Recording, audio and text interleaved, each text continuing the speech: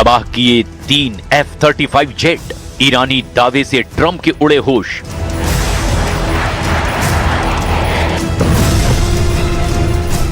पांच महीने से ज्यादा की ईरान जंग अब पूरे अरब वर्ल्ड को खूनी जंग में घसीट चुकी है। दूसरी तरफ जब से वॉशिंगटन में राष्ट्रपति ट्रंप और प्रधानमंत्री नेतन्याहू के बीच मीटिंग हुई है, उसके बाद से ईरान से लेकर इराक तक ईरानी ठिकानों और लड़ाकों पर बेतहाशा हमले अमेरिका की तरफ से हो रहे हैं। जबकि दूसरी तरफ जॉर्डन में अमेरिका के 3 F-35 जेट को तबाह करने का दावा करने वाला ईरान अब एक ऐसे युद्ध में कूद चुका है जहां रोजाना उस हमला करने का दायरा और अरब देशों की संख्या बढ़ती ही जा रही है। जॉर्डन के अलावा बहरीन की राजधानी मनामा में ईरान ने जबरदस्त ड्रोन हमला अमेरिकी अड्डों पर किया है। इसके अलावा अभी तक युद्ध अरब देशों तक सीमित था, लेकिन ईरान ने अफ्रीका का दरवाजा कहे जाने वाले मिस्र पर भी हमला करके अब अमेरिका को चौंका दिया है। हमलों से अछूता रहा मिस्र भी अब ईरान के हमलों की चपेट में आ चुका है। ईरान ने मिस्र में अमेरिकी तेल टैंकर जहाजों पर हमला करके अमेरिका और मिस्र को पूरी तरह से चौंका कर रख दिया है। हैरान करने वाली बात तो ये है कि भीषण हमलों के बीच भी ईरान और अमेरिका मध्यस्थों के जरिए बातचीत करने में जुटे हुए हैं। लेकिन जो खुफिया इनपुट युद्ध में शामिल सभी देशों से मिल रहे हैं, उनके मुताबिक युद्ध का दूसरा राउंड बेहद तेजी से चरम पर पहुंचता दिखाई दे रहा है। खबर तो यहाँ तक है कि सऊदी अरब, कुवैत और यूएई के साथ मिलकर ईरान समर्थित यमन के हूथी लड़ाकों पर जबरदस्त जमीनी हमले की तैयारी में जुटा हुआ है। हम आपको ईरान युद्ध का वो ब्लैक चैप्टर दिखा रहे हैं जो इस युद्ध को महायुद्ध में बदल चुका है। जला डाले 3 F-35 जेट, जॉर्डन में ईरान का जबरदस्त हमला।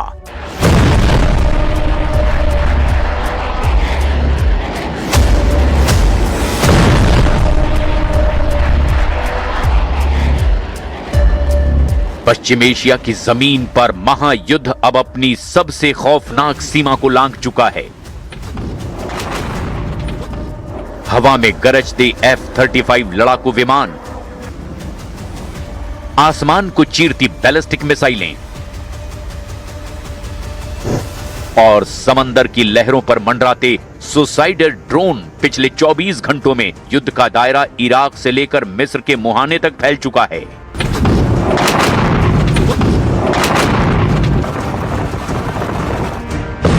एक तरफ जॉर्डन की सरहद पर अमेरिकी लड़ाकू विमानों को निशाना बनाने का ईरानी दावा है, तो दूसरी तरफ इराक में अमेरिका और सऊदी अरब के भारी हमलों से जमीन कांप उठी है। वहीं मिस्र का दमियेटा पोर्ट जल रहा है।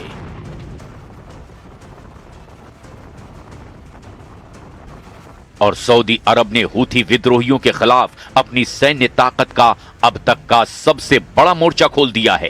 पहले आप ये जान लीजिए कि अमेरिका के F-35 जेट को तबाह करने को लेकर ईरान ने दावा क्या किया है और अमेरिका ने इस खबर पर क्या बयान दिया है। कहानी की शुरुआत होती है जॉर्डन की हवाई सीमा से। पिछले 24 घंटों में ईरान के रिवोल्यूशनरी गार्ड्स यानी IRGC ने जॉर्डन में अमेरिकी सैन्य ठिकानों पर बैलिस्टिक मिसाइलों और ड्रोन से भीषण बौछार कर दी है। 30 जुलाई 2026 को ईरानी स्टेट मीडिया और IRGC कमांड ने बड़ा दावा करते हुए कहा कि जॉर्डन के ऊपर अमेरिका के 3 सबसे अत्याधुनिक F-35 स्टील्थ फाइटर जेट्स को मार गिराया गया। ईरान का दावा है कि उसके नए मिसाइल डिफेंस नेटवर्क ने अमेरिकी एयर सुप्रीमेसी को चकनाचूर कर दिया है।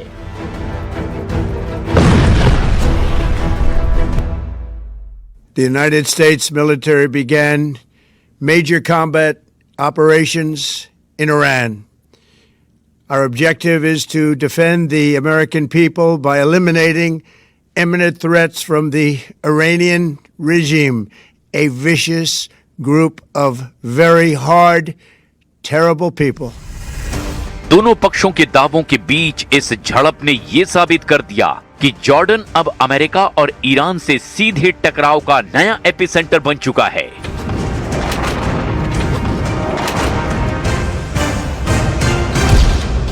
मिस्र के दमियेटा पोर्ट पर हमला, अफ्रीका के दरवाजे पर ईरानी गदर, युद्ध की लपटें अब तक खाड़ी देशों तक सीमित थी, लेकिन 31 जुलाई की सुबह युद्ध का दायरा अफ्रीका के मोहाने यानी मिस्र तक पहुंच चुका है। मिस्र के भूमिगत सागरीय रणनीतिक बंदरगाह दमिएटा पोर्ट पर खड़े एक अमेरिकी संचालित गैस स्टोरेज शिप पर रहस्यमय ड्रोन हमला हुआ है।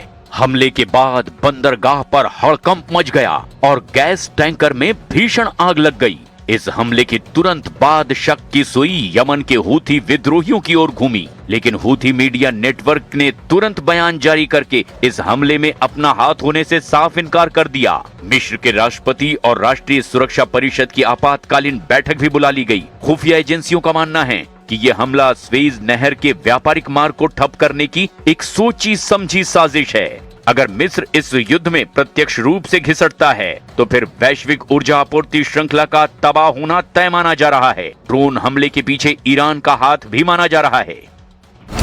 इराक में अमेरिका और सऊदी अरब का हमला, हूथी पर जमीनी हमले की तैयारी। इराक की जमीन पर संयुक्त रूप से अमेरिका और सऊदी अरब ने अब तक का सबसे भीषण हमला बोल दिया है। इराक में मौजूद ईरान समर्थित मिलिशिया गुटों और पॉपुलर मोबिलाइजेशन फोर्सेस यानी कि पीएमएफ के गोला बारूद डिपो और कमांड सेंटर्स पर अमेरिका और सऊदी फाइटर जेट्स ने एक साथ बमबारी की है। इस संयुक्त हमले में 20 से ज्यादा लड़ाके मारे गए हैं और कई ईरानी सैन्य सलाहकार भी मारे गए हैं। इराक के एरबिल और आसपास के इलाकों में हवाई हमले का सायरन लगातार गूंज रहा है। उधर दूसरी तरफ सऊदी अरब ने यमन के हूथी विद्रोहियों के खिलाफ एक बड़े और निर्णायक सैन्य अभियान की तैयारी पूरी कर ली है।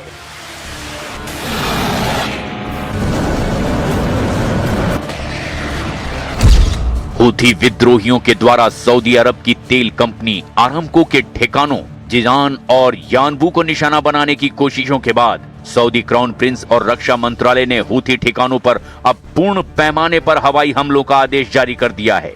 सऊदी अरब अब केवल रक्षात्मक नहीं बल्कि आक्रामक रणनीति के तहत लाल सागर और बाब अल मंदेब में हूथी विद्रोहियों के सभी मिसाइल लॉन्च पैड्स को खत्म करने की तैयारी में है। खुफिया और यमनी सैन्य सूत्रों के मुताबिक पूर्वी यमन में तैनात सऊदी बलों को वहां से हटाकर लाल सागर तट और यमन सऊदी सीमावर्ती क्षेत्रों में फिर से तैनात किया जा रहा है। सैन्य विशेषज्ञों का मानना है कि ये फेरबदल एक बड़े ग्राउंड ऑपरेशन से ठीक पहले की जाने वाली व्यूह रचना है। जमीनी हमले की रणनीति के साथ साथ सऊदी अरब ने एक बड़ा कूटनीतिक और समुद्री मोर्चा भी खोला है। सऊदी रक्षा मंत्रालय ने 14 देशों जिसमें कि मिस्र, UAE, Bahrain, Kuwait, Jordan, Pakistan, Sudan, Djibouti और सोमालिया जैसे देश शामिल हैं, उनके साथ मिलकर के लाल सागर और बाब अल मंदेब में सुरक्षा का नया बहुराष्ट्रीय ढांचा तैयार किया है। अमेरिकी और यूरोपीय सहयोग, रियाद ने अमेरिका और यूरोपीय देशों से भी इस नौसैनिक गठबंधन को हवाई और खुफिया सर्विलांस सहायता देने का आग्रह किया है। The regime's conventional ballistic missile program was growing rapidly and dramatically, and this posed a very clear, colossal threat to America and our forces stationed overseas.